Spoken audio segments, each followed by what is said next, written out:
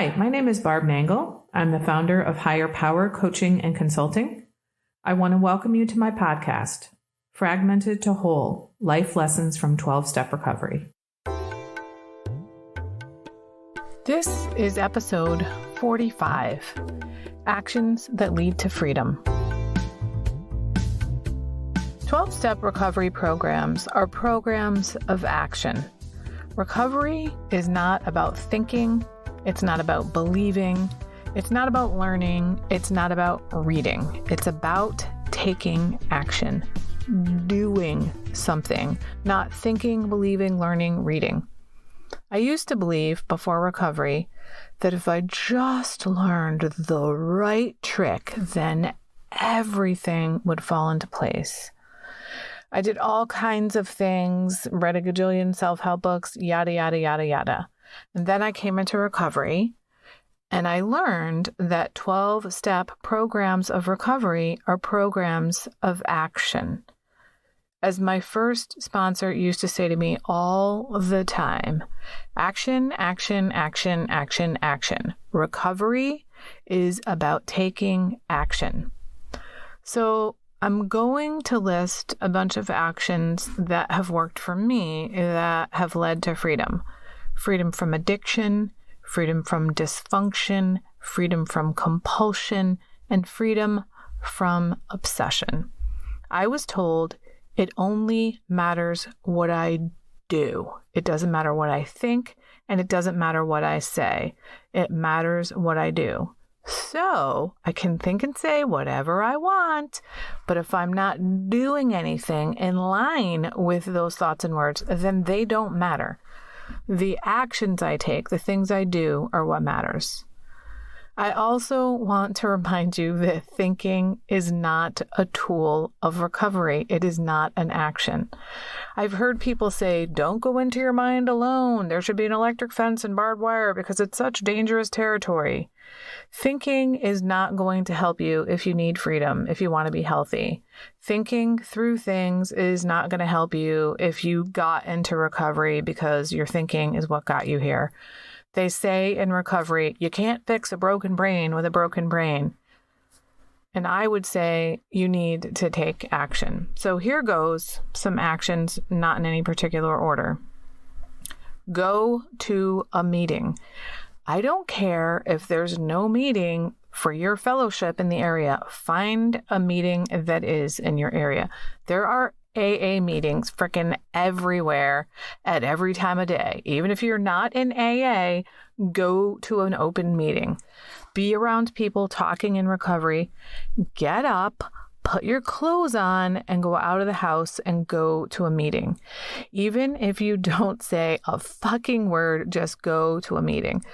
I once heard a woman who lived in New York City say that at one point she told herself that she didn't have to wear socks to a meeting and that she allowed herself to take a taxi to a meeting, whatever she needed to do to get herself to a meeting, because she knew if I go to the meeting, things are going to look better. There is no problem or difficulty that won't seem lighter after a meeting. So get thee to a meeting. Do service in your recovery fellowship. Service can take so many forms. I was taught to do a little bit more service in recovery than I'm comfortable with. And that means that I'm very often doing something related to recovery. I was just thinking through my schedule the other day, and there's literally not one day a week that I'm not doing something that has to do with recovery. I'm going to a meeting, talking with a sponsee, talking with my sponsor in a step group, doing service work above the group level. Whatever it is you do, commit to service so that you're in the thick of things in the world of recovery. As one person said, stay in the middle of the pack. That way you're less likely to get picked off. If you do a little bit more than you're comfortable with, you're always going to be stretched. Take actions that other people who have recovered have taken, whether you believe these actions will work or not. So, for example, if you're someone who does not believe in God, but everybody that you know who has really good recovery tells you that they pray, then fucking pray. It doesn't matter whether you believe it, just do it. Do the action. It doesn't matter who or what you're praying to, just do it. And that leads me to the saying that I heard a long time ago in recovery, which was, I'm protected when I'm connected. So that means if I want to be healed, if I want to have freedom, I need to connect. Often that means with other human beings, but it can also be with your higher power. So get connected. Whether you go to a meeting, a coffee shop, call a friend, invite someone over, go to someone's house, do something somewhere with at least one other human being. Another fantastic action that leads to freedom, go to a retreat or a convention at least once a year. I definitely try to do this. I try to go to either a regional or national convention for at least one of my fellowships every single year. And I also try to go to a local retreat in at least one of my fellowships every single year. It reinvigorates my recovery, gives me a wider network of people, exposes me to people with different types of meetings and recovery than I have. And it's a really great way to stay connected, to get immersed in recovery. Another thing that I've heard people say is healing happens the more touches I have each day in the program. So if I'm doing service work, reaching out to fellows, volunteering on the literature committee, planning a workshop, inviting people to a workshop, trying to find a new location for our meeting, typing up the script of the meeting, whatever it is, the more times I have contact with program, whether it's content, people, or literature, the quicker my healing is going to go. Keep a gratitude list. This helps me keep the focus on what is good in my life. It puts the spotlight on the good. There is always going to be crap that happens, but keeping a gratitude list will keep the focus on the good things. Personally, I keep a gratitude list every night. I've talked about it extensively. I have a podcast on gratitude. If you don't know how it works, I go into detail on that podcast. If keeping a gratitude list every single night is not a discipline that you're ready for or that really even appeals to you, then if something shitty is going on, pick up a pen and start making a list of things that you're grateful for. I recommend that you write at least 10 things that you're grateful for because it will turn your attitude around. It will put the spotlight on the good things and put the other shitty things in the dark where they belong.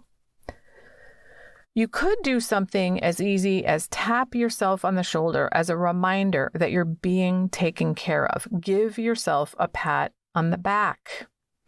Say the word help out loud, even if there's nobody around. Just saying help signals to yourself and the universe that you need some help. Another suggestion is to go to a meeting outside your normal area from time to time. It doesn't mean you have to go regularly, but at least you're going to go out of your normal circle, meet new people, get new contacts, probably hear something you've never heard before, and get exposed to how other people run meetings. Change the channel. Once you realize you're dwelling on something negative or that will lead you to act out, think of something different. If you need to get out of your own head, you can turn your thoughts to someone that you can help. There is always someone who could use help. If you really, truly cannot think of anything to do for someone, then pray for someone who's having a difficult time or pray for yourself. Praying is an action. You could call a recovery friend, write or journal, move your body. They say move a muscle, change a thought. And stop kidding yourself that acting out in your compulsion or addiction would make a bad situation better. It will make it worse. Those years of acting out in your addiction were as bad as they seem. And think about the acronym HALT. Are you hungry, angry, lonely, or tired? If you are, then eat. Get rid of your anger in a healthy way. If you're lonely, reach out to somebody. And if you're tired, rest or sleep. For me, to maintain my recovery, I have to stay connected to program no matter what.